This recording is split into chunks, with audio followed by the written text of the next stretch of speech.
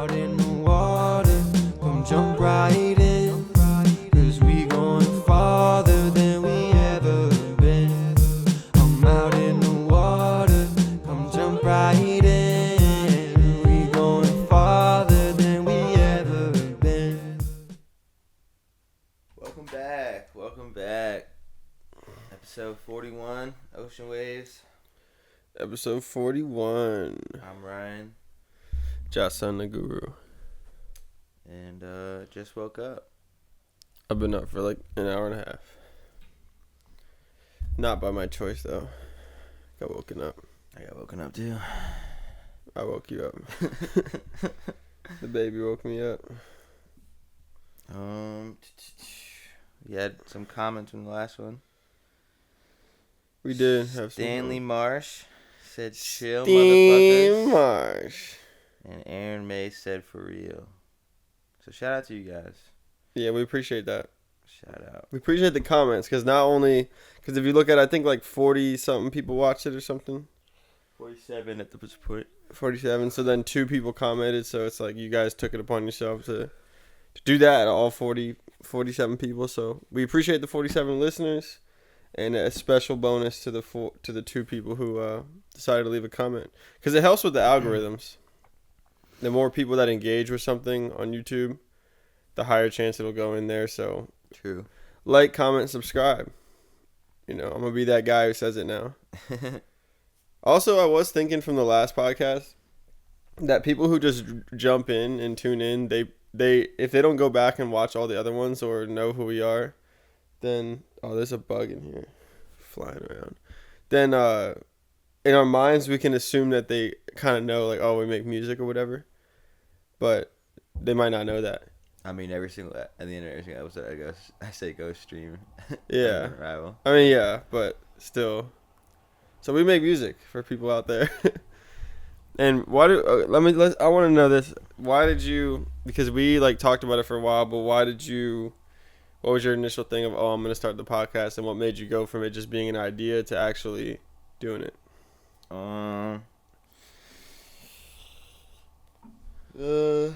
Let's see. Because for those of you who don't know, it was Ryan who essentially put the steps in to make this happen. So this is his. I think it was boat. a while. He went for a while, but I think just the general base is that Enough my water. I think for me, I started watching podcasts, I don't know, a year or 2 ago or whatever, some Joe Rogans. And I didn't really watch any podcasts before that. So then I started watching, and I was like, okay, now I'm like an active listener to this thing. And then I was just like, I just realized, well, we could do this, because it's not like the conversations that we normally have or the things that we're talking about. I just feel like people want to be a fly in the wall for that conversation, or there's things that people need to hear that maybe no one else in their life is talking about. But we have such wide variety and open range of conversation that I was just like, I felt like we could do it. And then it was just about getting the stuff and actually executing the idea. So after I probably thought about it for a few months, and then I had the credit card, so I just threw all the stuff on the credit card so I can get it. And then I don't know, it was just the realization that I am someone who's now enjoying this art form, and that I could do it too. And then I was just like, okay, but I don't want to do it alone. So I was just I like the aspect of conversation with other people and stuff. So I was just I wouldn't want to do one by myself. So then I was just okay, well, we could all do it. And even the original idea was for all 4 of us just to do it. Because I was we all have our own perspectives, and people are going to want to hear what everyone has to say. So that's why the original idea was to do that, and just and then move your move your end of the table a bit this way, and then just swing your mic just so I'm not looking at the metal thing. And then dodging around. I was just I felt like that I wanted to take a natural conversation that we have and just put it on the microphone. A porch conversation. Yeah, stuff that. And then I knew through like, and then over time looking back now, it's like there's been like the process of like filtering, like knowing like what to say, what to just leave out, even if it's funny. Yeah. Just leave it out just because for my back end work that I had to have to do with the editing. But basically I was just like, I realized that this is like this shows you another side. Like you said, people might not know we make music. Yeah. But on the other side, people might know us for making music. And now they can have a more intimate approach to the thoughts. Exactly. Where it's not just like these songs, metaphors, and all that. Exactly. So I felt like we could do it, and I felt like I was, and then once I had bought the stuff and started it, I realized how much like how important it was to do it. And I was like, oh, okay, so now it's no longer like, oh, this would be fun. It's like, you have to do this. Because if not, then it's like, what else am I doing? And it's only like, I feel it's only negative if we don't do it. It's only positive if we continue to do it and whatever. So after that, then I had the thing where I was like relying on everyone else. And then they'd be like, oh, we're going to come this day, and then they don't come, and then now one's not getting done, and then for like a period of time, we didn't do them for like a month or whatever. So then I had to be like, that's when I did the one every single day in a row. Yeah. So I was like, I have to do this. Like I can't let anyone else stop me from doing it. So if I was going to do it myself, I'm going to do it myself, But then, I did those ones, and then we started like getting it pretty much on the week we caught up. And then we had that week off the other week. Oh, we're not caught up yet, are we? No, we're not. Still one behind? Yeah, technically there should be 42. Okay. Around 41. But it's all good. And I know I will, so I'm not tripping. And I just realized like we got to catch up before the 52 mark though. Yeah. I don't want to be behind where we should have been 52, but we're actually 51, you know what I mean? So I don't know, it was like over time, like I feel like maybe even like more than a year we were like talking about, oh, we should do a podcast, like, oh, like we should do that, and then it's like, okay, yeah. So then I was just like, and I looked up all like, should we get 4 like different cameras? Like I was looking up like the cameras where you can mount them and have the different angles, and I was like going through all the things, and then I found the deal to get all this stuff, get the mics and the stands and the whatever, and it was discounted, so I threw it on the credit card. Get the whole package. Then I realized like the phone, like the iPhone is such like a high camera quality already. Yeah. It's kind of hard to really find. You got to spend a couple grand to get something that's equal to it. Yeah. And then, so I was just like, I don't know. So part of me would like to have more than one cam angle in some ways, but also I know just like it makes it so much easier for me just.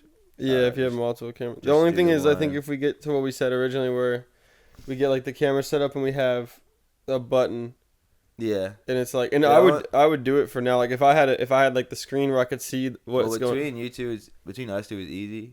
Yeah, because you just flip a button when there's more people. Like say we had 5 people, it's kind of might be hard to like remember. And then now you are out of the. You've now taken yourself. Well, it depends on how it works. Like if it works where it records the video live, like it records all of them, but then the one that you're pressing is like the main one. So you have a main, then you have like all the ones. Anytime that you mess up, you can in post you can just go back and fix it right there. Like what I'm telling you is that it's not. I'm not saying that that's not a good idea. I'm just saying that for you, by having the button, like now that's taking another thing that you have to worry about. That's removing you from the almost like if we're on the porch and you're on your phone. Yeah. If you're on the porch and you're on your phone, like you're not fully engaged in what we're talking about. You know what I mean? I think you might be there, but not fully. I don't know if this is real technology or I just made it up in my mind. I think it is real. I'm pretty sure there's a thing that does it off the mic flare. So like when I was looking talking, all that up. Yeah, I was looking that up. It'll do because it's locked to my mic, and then when you start talking, but then we have to learn how to not interrupt each other or like do that because then it'd be like if I start talking in the middle, then it'll jump over to you. So I went through all these ideas. I was like, we could do that. We could have someone sit there with the control panel, and then. Wait, it's a control panel. Someone sitting outside the camera with the control panel. No, it's the worst idea because we can't even get.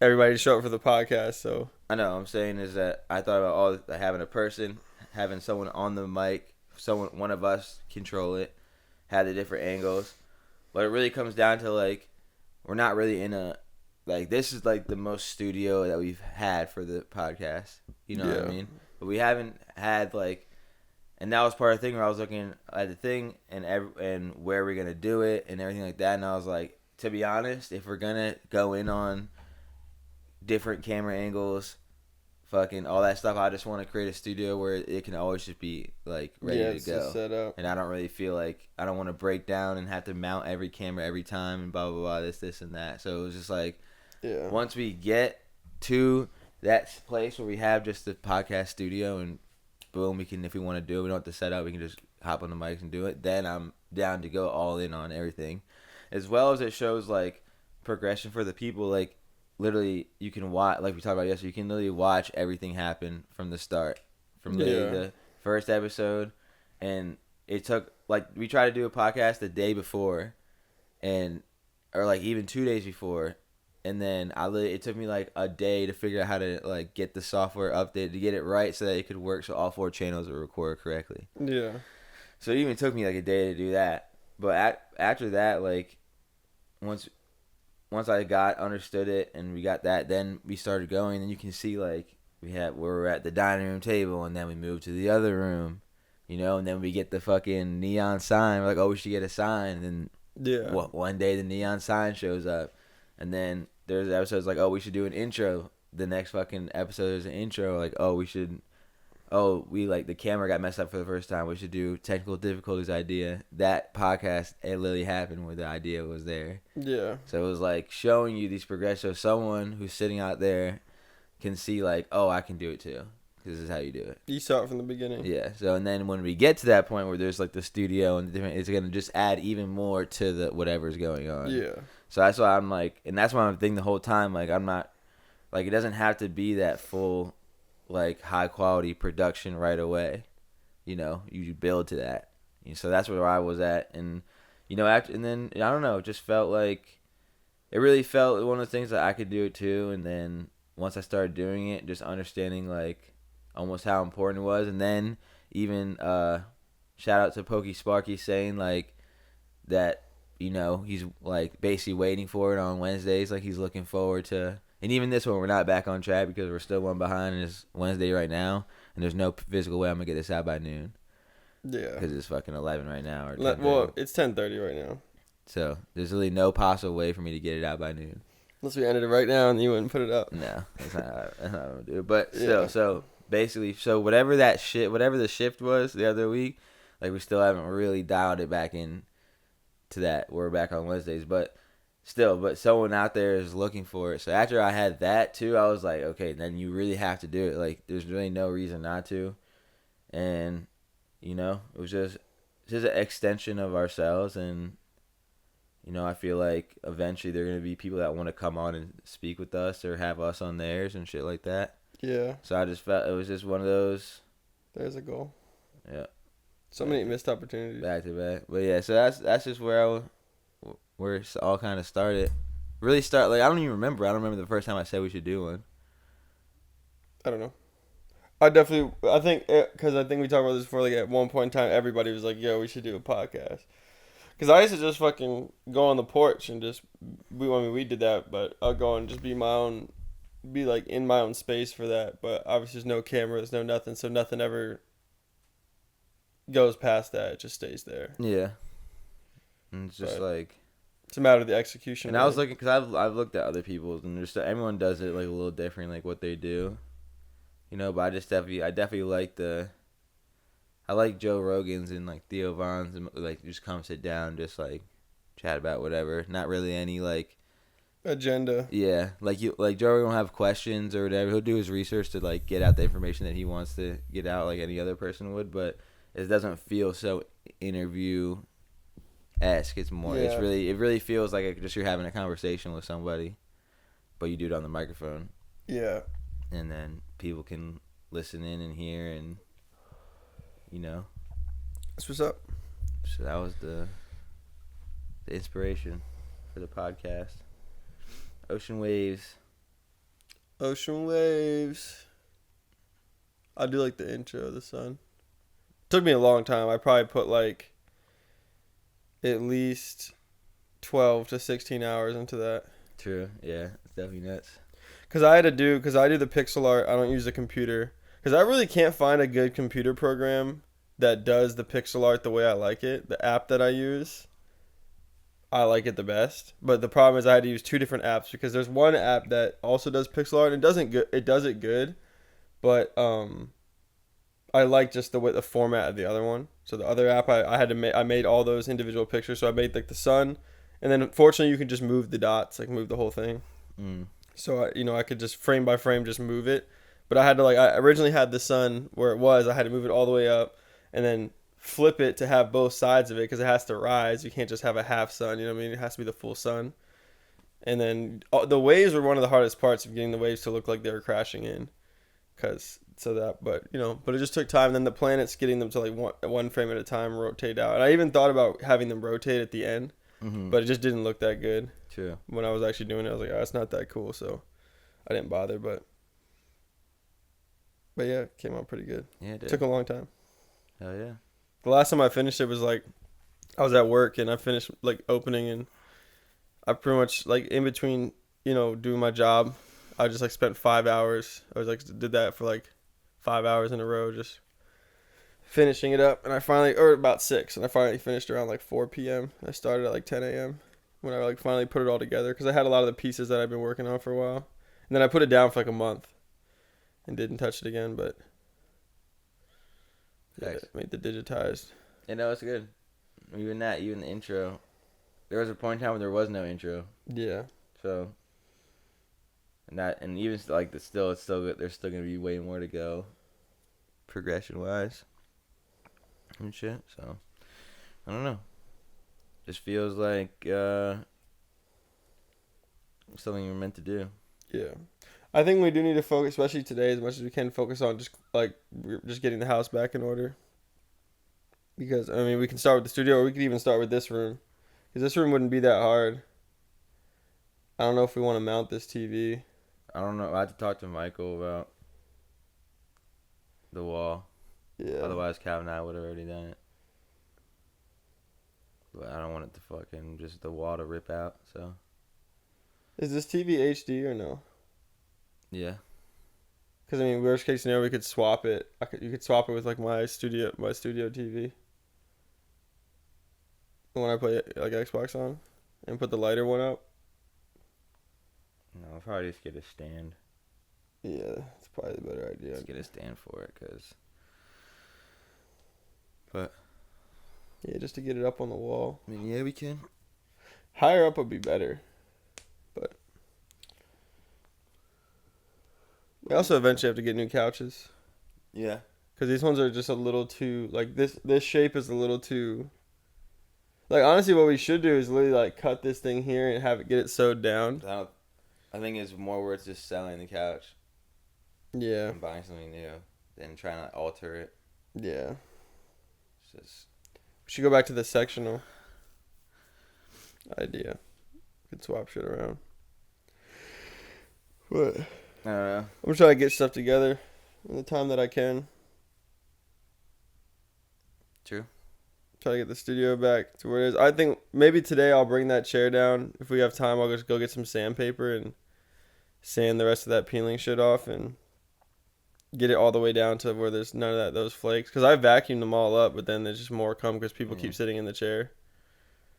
But it's all shredded up, so it's like. That was my original studio chair. True. So I don't want to just throw it away. Yeah. I mean, shit. Could have been. All the shit you bought on Amazon, you could have had a cover here by now. Yeah. I didn't even buy that much shit on Amazon. I bought clothes. Forge fires. I Porsche pirated all of it. I'm saying. Yeah, that's true. I didn't think about it. I'll look online today. But I don't know. Oh, I saved this thing I saw on Instagram. It says it was like sports are scripted, and then basically it shows like the Boston Celtics had like 17 NBA championships. This was their 18th. Let's see. So they won their first. They won their 18th title 18 weeks after Bill Russell's birthday. He was like a big Celtic. Yeah, I know. Right. Jason Kidd will get his 18th loss with Dallas in Game 5. 18. The Celtics won their last title on 6/17/2008. And then Monday when they won was 6/17/2024. Boston's area code is also 617. So June 17th. And then it says then the Celtics put like in the stands like 617 or whatever with like t-shirts or whatever. And then it says Celtics putting 617 in their stadium seats subliminally told us that the Celtics would win on 6/17 or 6/17, which is Boston's area code. This is known as predictive programming, a tactic used to condition the public to accept planned future events as part of a normal reality. The Boston Celtics have 666 games played in the regular season and playoffs since 2017 and 2018.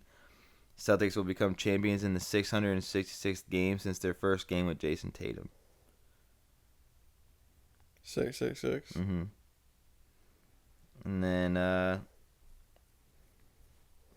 exactly 18 weeks after Bill Russell's birthday, the 18th state is Louisiana, which he was born in. After Bill Russell's passing, Celtics replaced their 18th head coach after the Celtics' 18th season, with their stadium name becoming the Garden. So that was basically a bunch of interesting numbers surrounding Boston. I wonder what the big thing about 18 is. I have to look into it. I don't know. There was like another one where I read it too. It said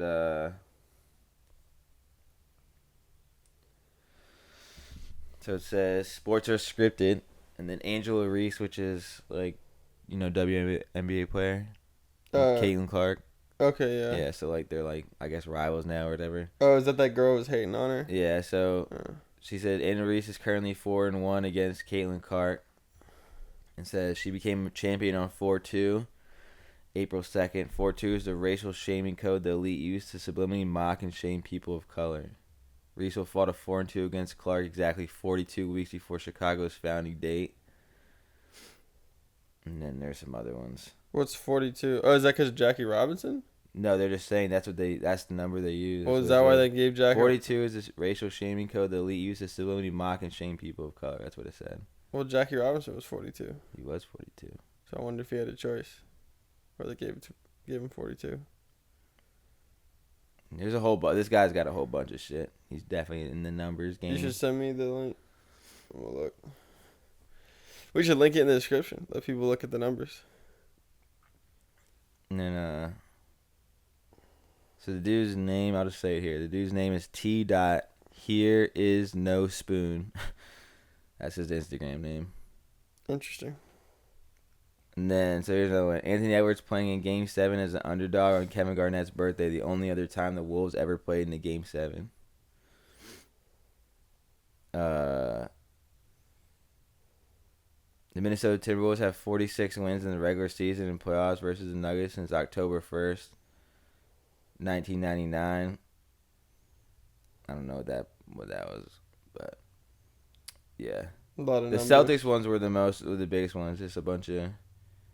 It's their 18th one. 18 years apart. Or 18 years apart? No.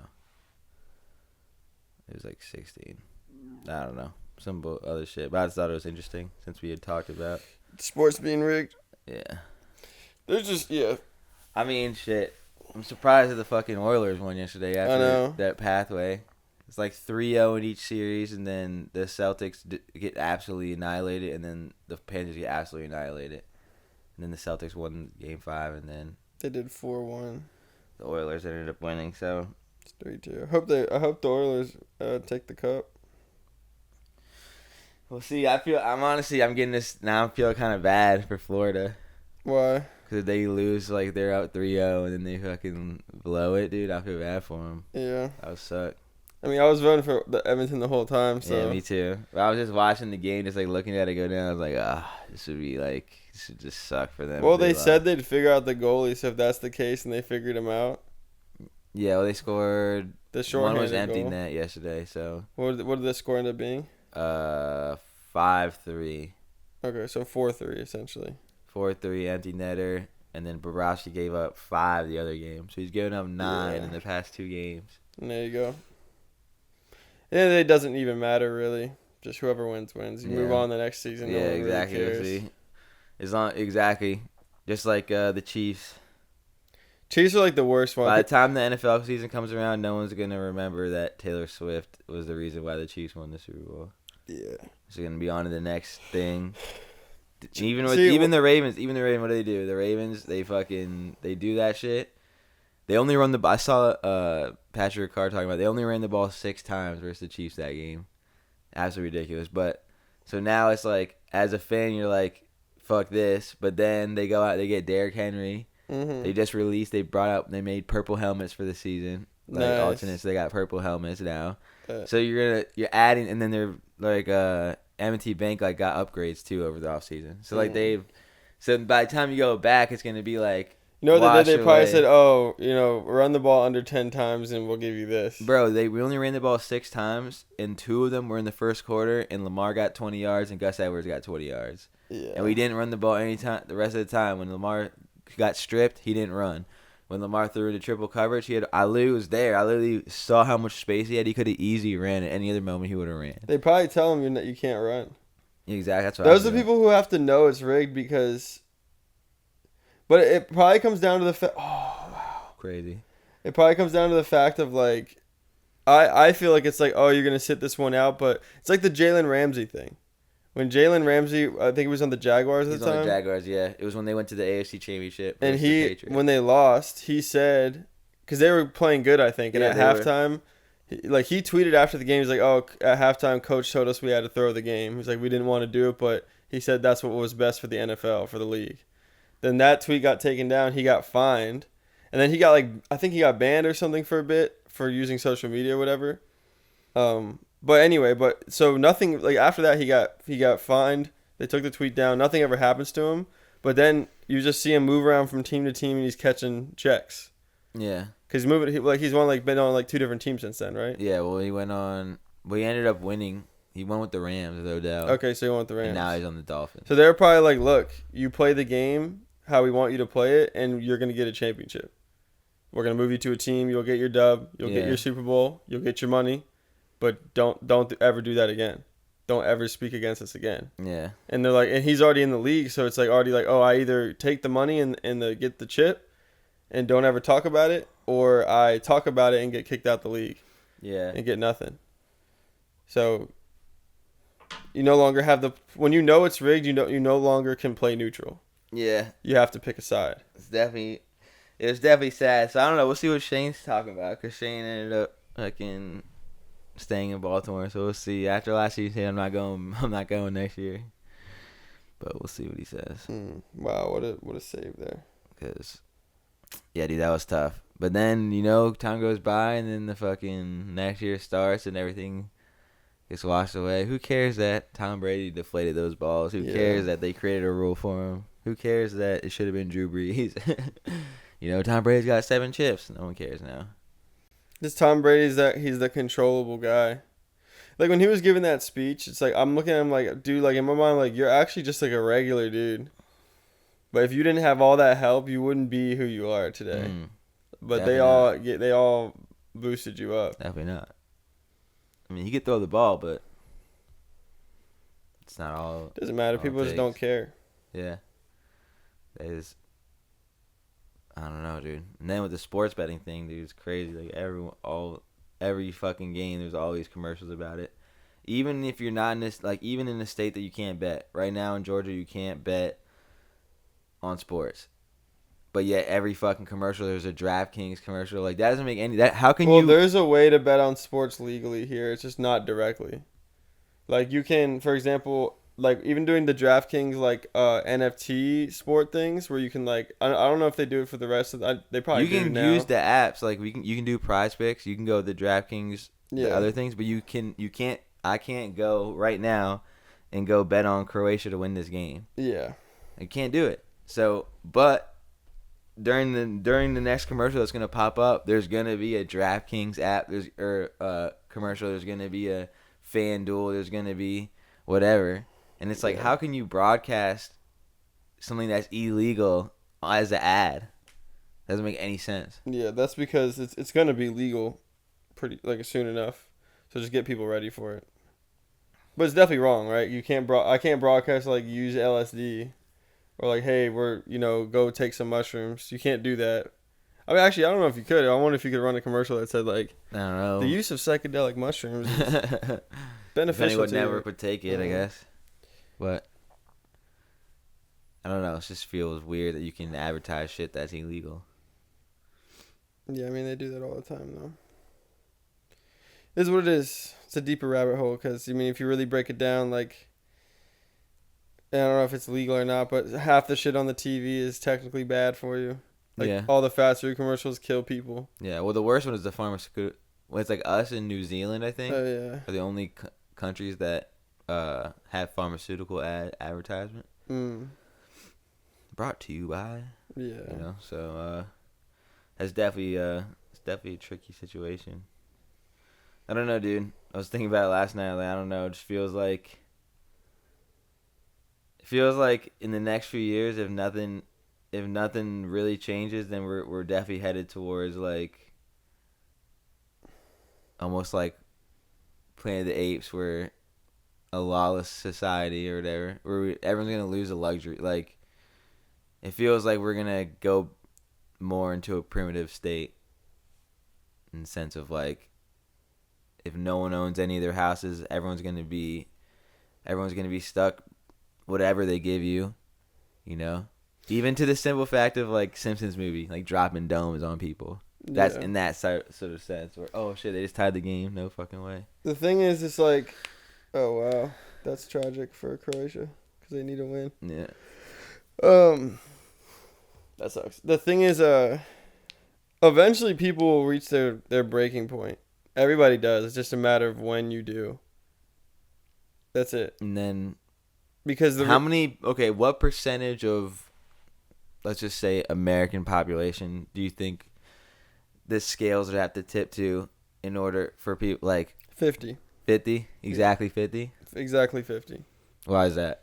Because once you have half the people in a room talking about something and you're no longer the minority, either equal or you're greater, then you become the majority. And when the majority is already saying one thing, and then a rising population starts to say another and becomes equal to the majority or the majority, then it tips the scale the other direction because everyone's like, oh shit, that must be what's going on now. And people switch over. So True. Once half the people in any space, right? If we sit down, you can see it all the time. I mean, I'm not going to name names, but pick one person sitting in the room. If me and you were talking to that person, the stuff we're saying, if we agree on something, the stuff we're saying is going to shine on that person because then they're like, oh, it's not just one person telling you something. Whenever it's one person telling you something, it's always your idea versus mine. Mm-hmm. But when there's two people, like, yo, like if you're bowling and you go bowling with one person's like, oh, just try spinning it like that, and you don't really spin the ball, then you might be like, oh, I just don't really do that. I don't know how to do that. But if you're bowling with two people who spin the ball and you're the one not doing it, then you're going to be like, oh, okay. Oh, let me try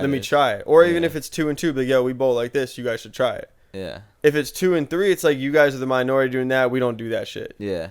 Right? So it's always when that shit hits the halfway. So True. that's a domino effect. But then you take that same person, we're bowling with curve, and there's one person who bowls straight, and then they come, and then we're like, yo, bowl with curve, and they start bowling curve. And then they go with 2 other people who are bowling straight. They'll probably revert back to bowling straight because they're like, oh, I'm not that good at bowling curve. I just started it. Yeah. I'm just going to bowl straight It's because I'm easier here. just to bowl straight.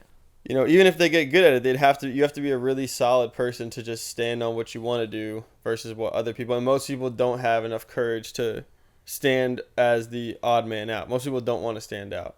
Yeah. Most people just want to blend in and just keep it pushing. So I think when it gets to 50% of the world, or the country who gets to that breaking point where they're like, you know what, I don't like McDonald's.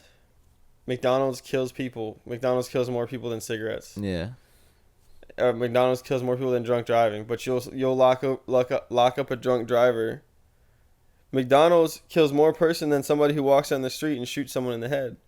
But you'll call that person a murderer. But McDonald's murders hundreds of thousands of people a year. Yeah. So, we don't like McDonald's anymore. Wendy's, you're the same. Burger King, you're the same. You know what I mean? All these things are so much more harmful than the things that we call evil, but we look at them as like, I'm loving it with a smile. It's like, until people turn that corner and they say, fuck that, where everyone's just going to be getting bent over. You'll continue to get bent over. Your family members, the people you love, will continue to die from diseases, continue to get cancer, continue to get tumors in their body, stuff they can't control, because we don't do the research, we don't inform each other, and we don't listen. Because there's people who've crossed this planet who have cured all the cancers. Mm-hmm. What happened to them? Dr. Sebi is one of those people. Yeah. And it's documented. He went to the Supreme Court in a case because he put an ad in the newspaper that said, I can cure cancer. And he got sued by the government for saying, you can't run false advertisement in the paper. And he said, it's not false advertisement. And he brought in as witnesses all 500 people that he cured all the disease they did. It wasn't just cancer. All the disease that they had, he cured every single one of them, like cured, that they don't have it anymore. And he ended up he crossed, I think it was the American to Canadian border, or some border with over 10 grand, which you can't do. And he got locked up and then he died in the jail. So somehow he died in the jail. Mm-hmm. Because he had more than 10 grand on him. So, but he was somebody who, and you can go on his website, he sells like all his herbal medicine, and I think the root of what he was talking about was that all the diseases start with like the buildup of mucus in your body, and all these foods and poison stuff that we put in our body have a ton of mucus in it. Yeah. And it's just like when you're congested. When you're more congested, you just feel worse. Yeah. When your sinuses are clear, you feel better. But what they do is they'll sell you that medication to clear your sinuses, but it ends up coming back harder. Yeah. So you have to get more and more and more and more. And I've done this myself when I start, like my allergies start flaring up. And maybe the reason I have allergies is because I eat like the unhealthiness that I do eat. But my allergies will start flaring up.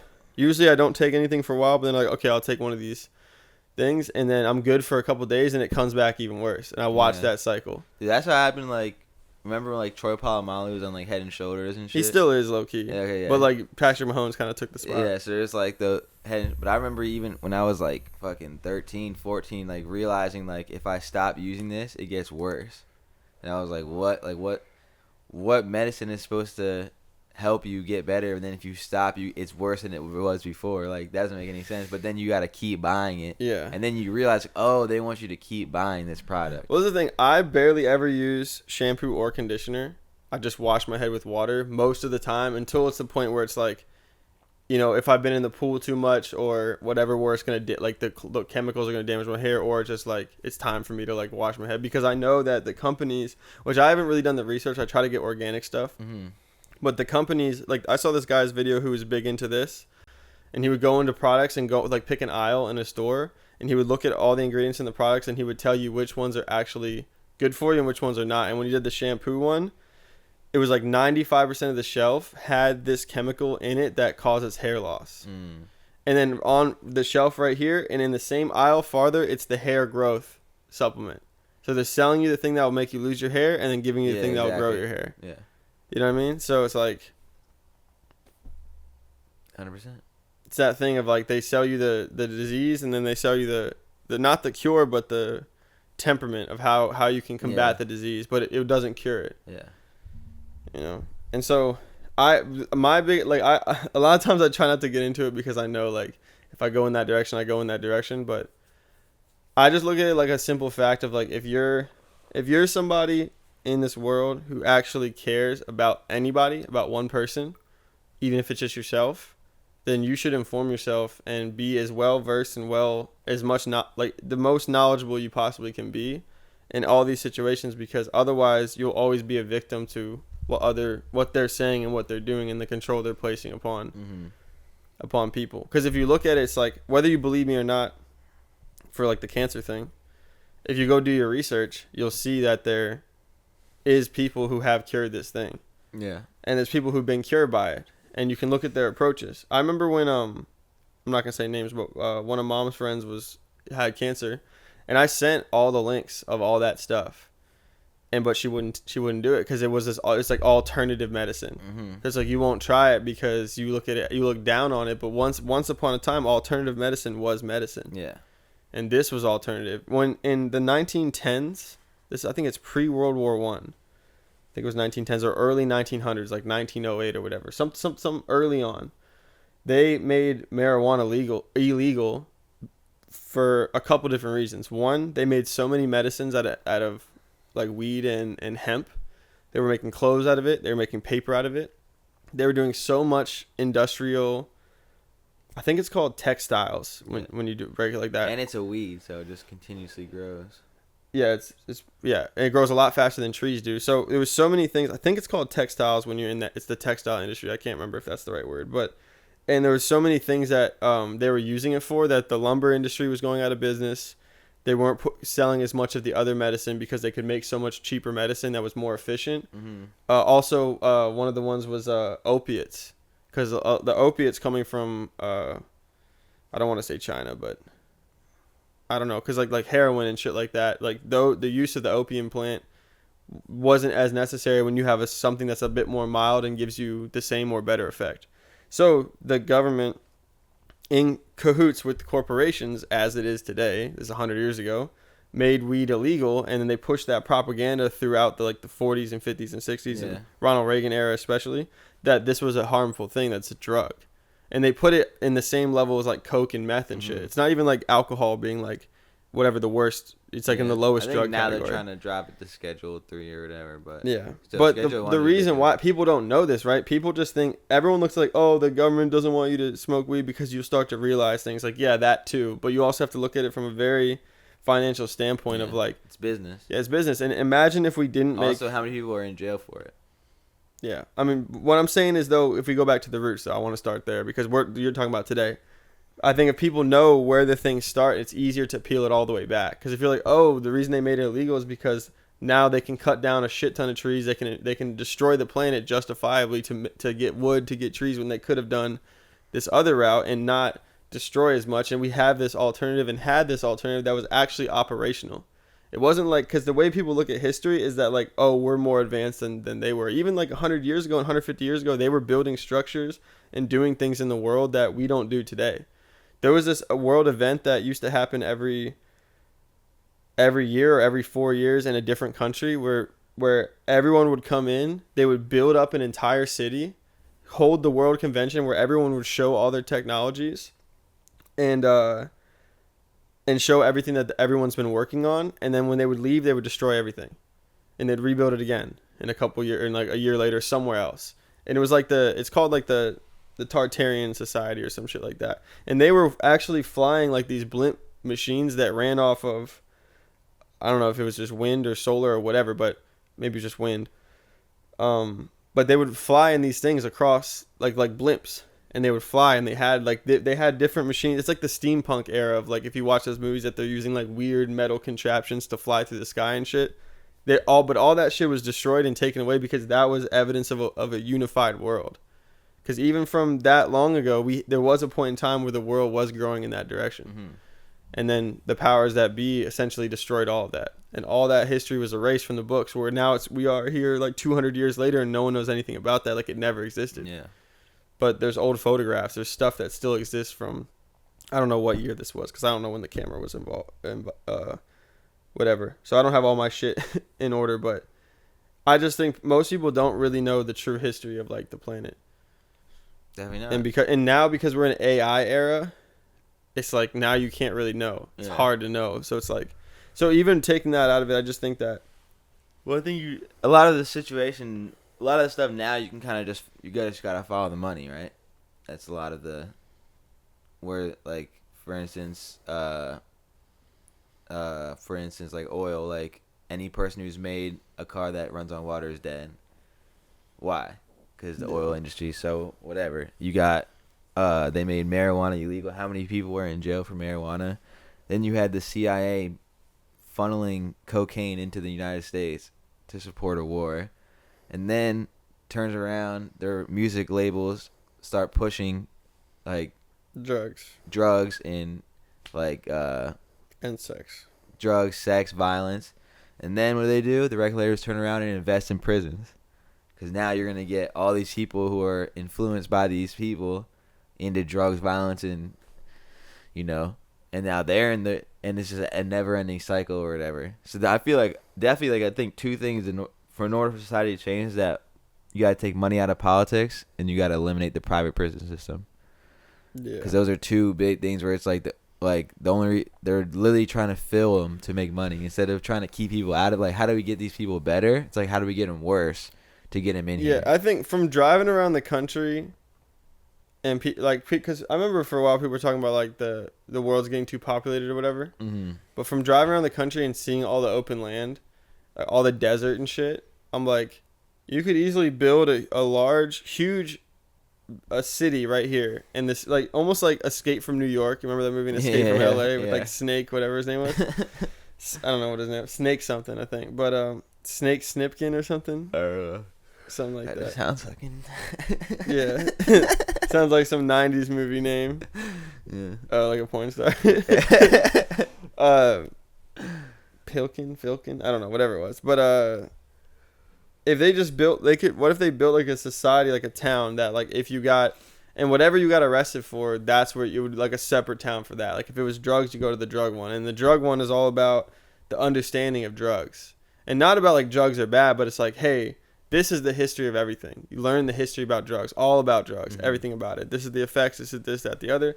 If you got caught for selling drugs or using drugs, whatever it was, you go to the drug one. If it was murder, you go to the murder one. Yeah. You know, you go to the violence, you go to I like like that idea. You go to like, and they teach you about everything. But it's its own society. Every person, and not apartments, don't cheap out on it. Build little tiny houses. Yeah. Like tiny houses. Just a whole community. Right? And it's one big community, and then you can still have the guards there, you can have people there, you can have like the volunteers in there and whatever.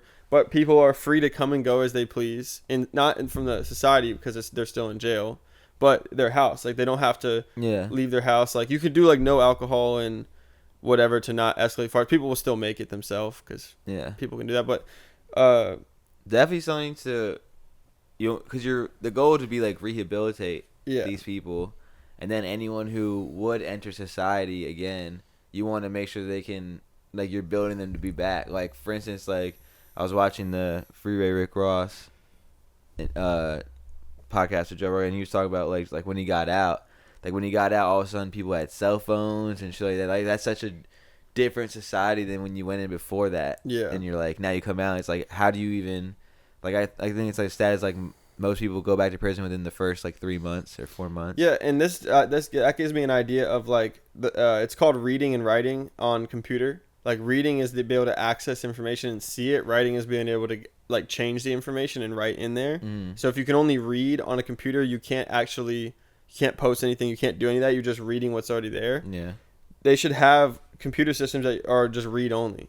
So you can't write. You can't do anything like that. You can't communicate. You can't go around the walls. But you can read everything that's on there. You can see everything that's going on. Yeah. You can do whatever you want. You can listen. And if every person in their tiny house had a computer that was read only, and maybe they're like a special program for writing, and that's for like your loved ones or whatever, and that can be monitored, filtered however they want for the safety of whatever.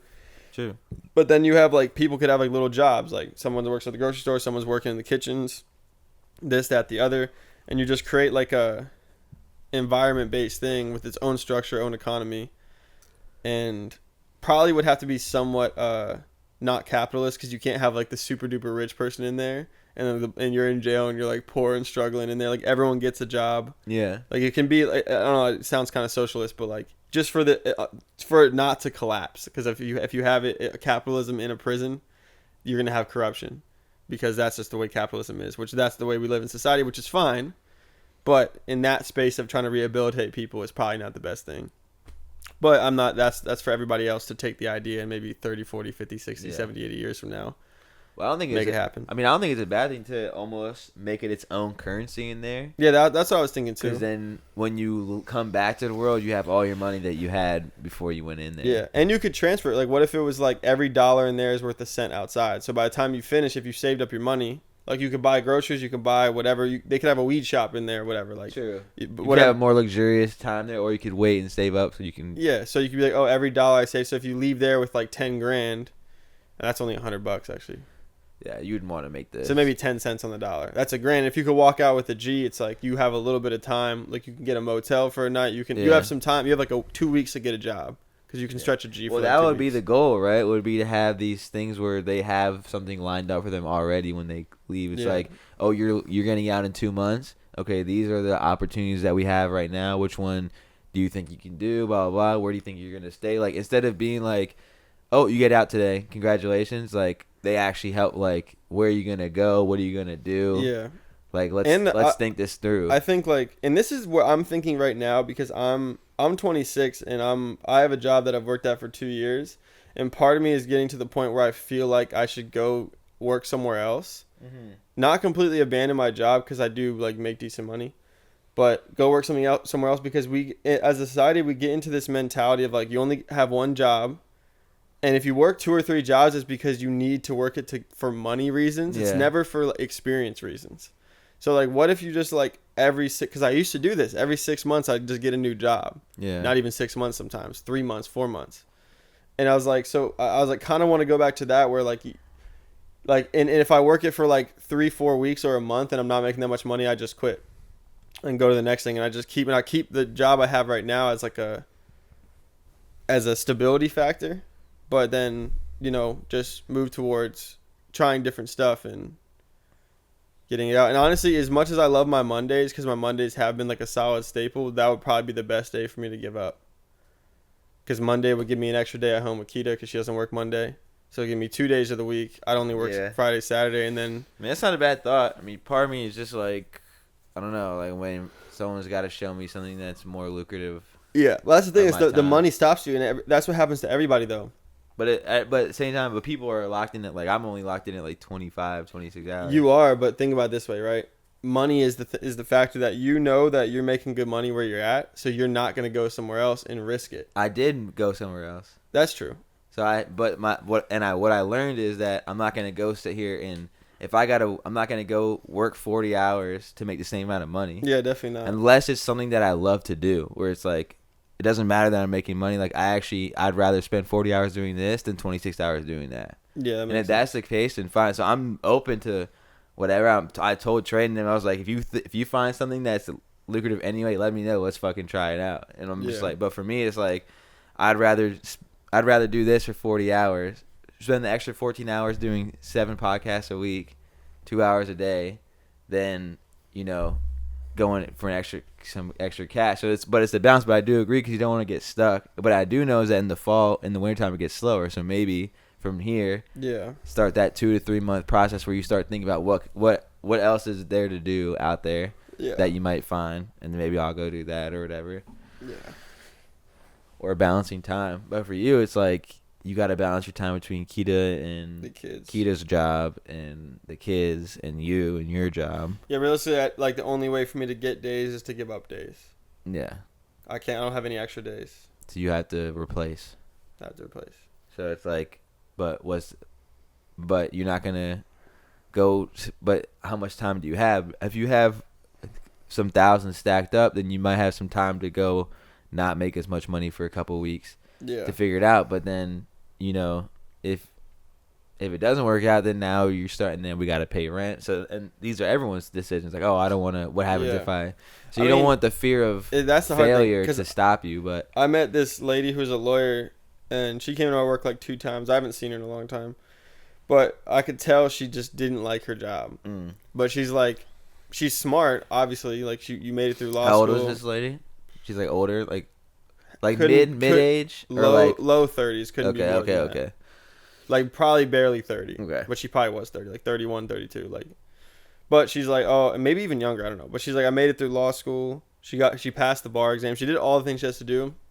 She gets the job, and then she hates it. Mm-hmm. And I think she was a prosecutorial.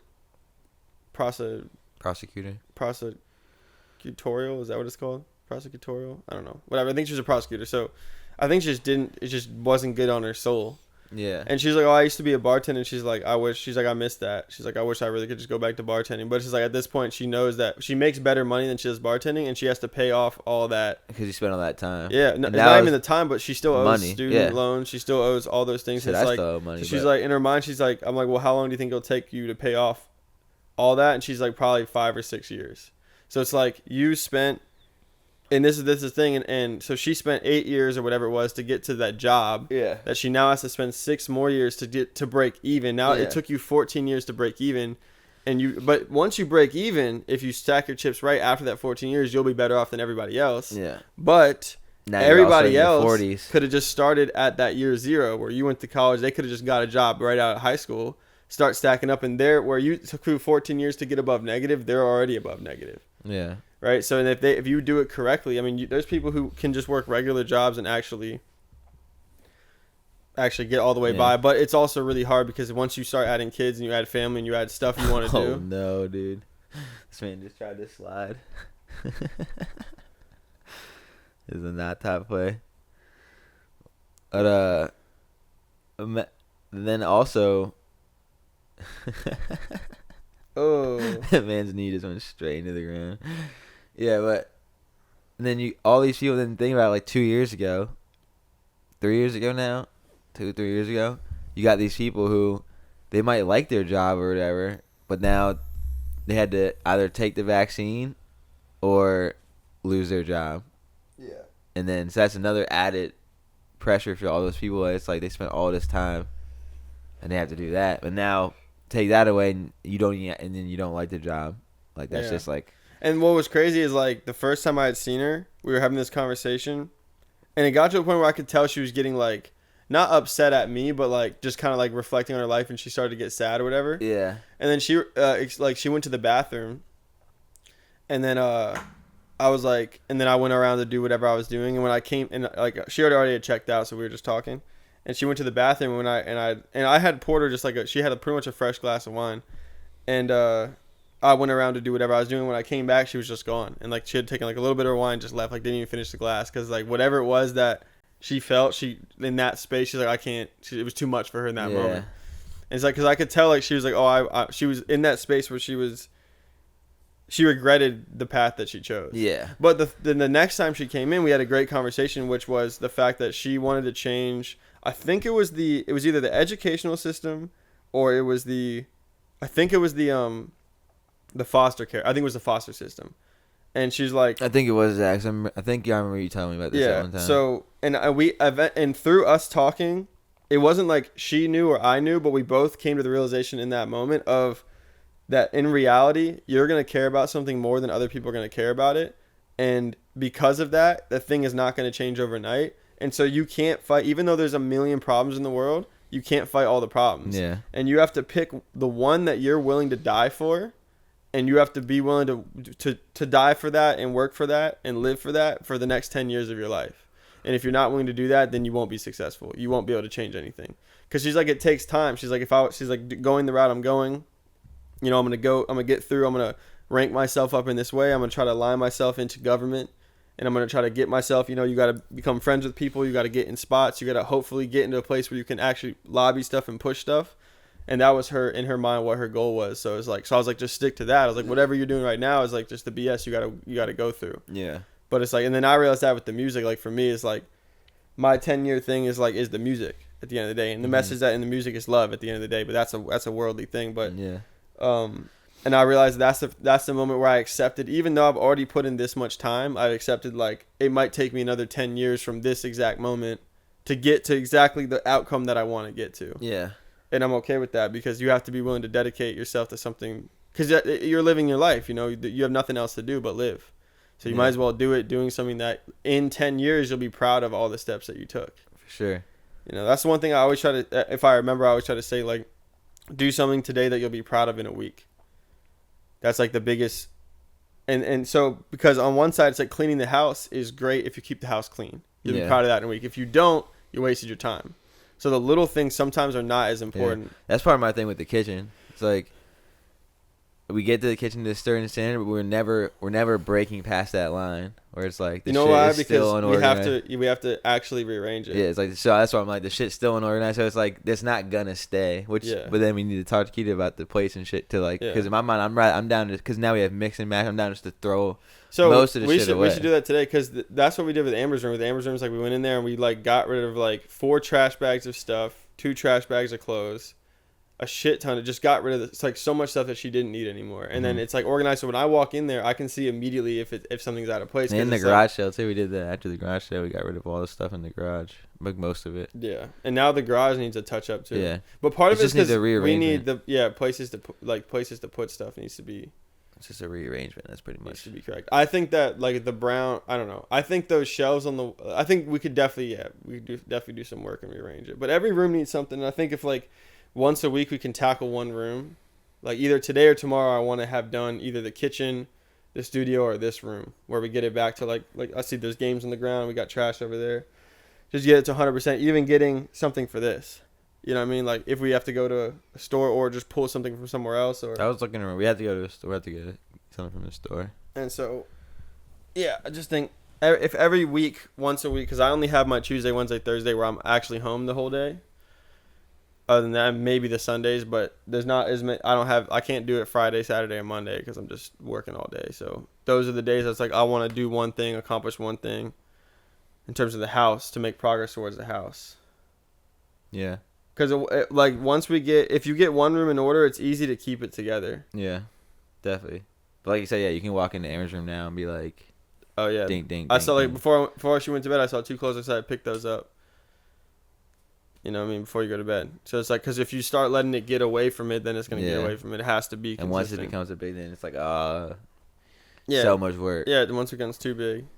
That's what happens to our room. And because I'm cohabitating my room with the baby and Keita, it's like, Yeah. it is a lot harder to keep it all together, because my shit, I can keep my shit together very easily. But then it's like working with other people's stuff, and it's like, where do I put all your stuff? And everyone has different stuff. And what, you know what I mean? It's harder Yeah. to do that.